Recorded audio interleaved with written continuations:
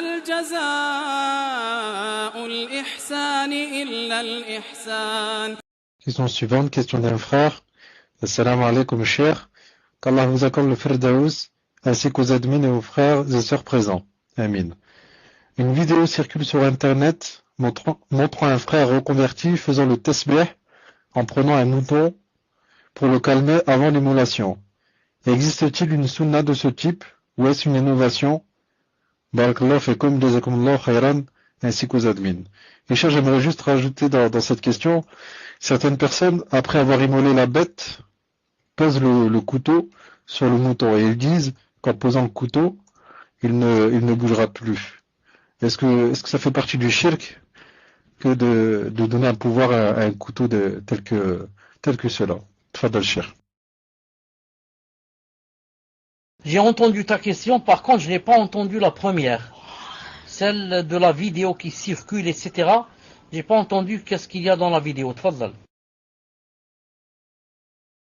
Une vidéo circule sur Internet montrant un frère reconverti faisant le tasbih en prenant un mouton pour le calmer avant l'immolation. Existe-t-il une sunna de ce type ou est-ce une innovation? Tfadal cher. Est-ce que tu veux dire que avant de l'égorger, il a commencé à dire subhanallah, subhanallah, subhanallah?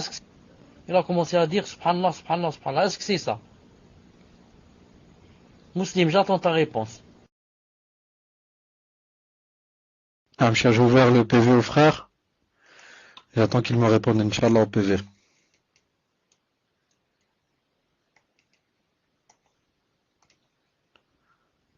Donc le frère qui a posé la question, qu'il regarde ses PV, Inch'Allah, je lui ai ouvert un PV. Wa alaykum salam wa rahmatullahi wa barakatuh. Non, c'est bien ça, cher. C'est bien ça, il confirme. Tfadal, cher. Non, il n'y a pas ça dans la sunna. S'il fait ça en croyant que va faire croire aux gens que avant d'immoler, on doit dire subhanallah, subhanallah, subhanallah. Il va faire croire aux gens que voilà le din, ce qu'il dit. Avant d'immoler, on dit subhanallah, subhanallah, comme ça, le mouton se calme. Alors que ce n'est pas vrai.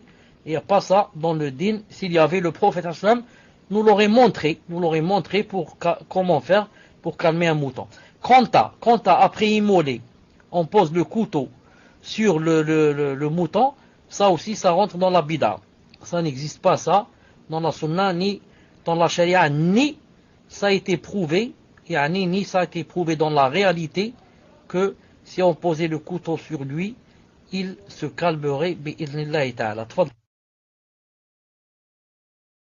Cher, est-ce que d'y croire que le couteau peut faire que le mouton ne bouge pas, est-ce que c'est du shirk ou pas? Tfadal cher. Quant à la croyance par rapport au couteau, est-ce que vous m'entendez? Quant à la croyance par rapport au couteau, est-ce que vous m'entendez? Quant